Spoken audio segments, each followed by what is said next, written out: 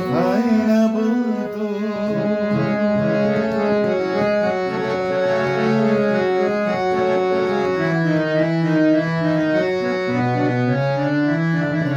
জেনেছি তাই তো আমি নতুন ছন্দ কেন এলো মনে, আমি যে ধন্য তোমার স্বপ্ন ভরা এই জীবনে। মিলনের রূপ কথা রাঙা হতো এত গীতনে, সে রং না আঁকিলে।